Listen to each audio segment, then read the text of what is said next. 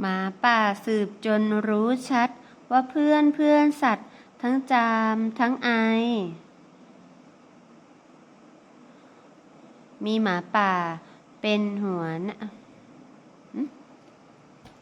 อะไรเนี่ยหมาป่ารีบออกประกาศมีโรคระบาดเกิดขึ้นครั้งใหญ่สั่งปิดหมู่บ้านทันทีไม่ให้โรคนี้เกิดแพร่กระจาย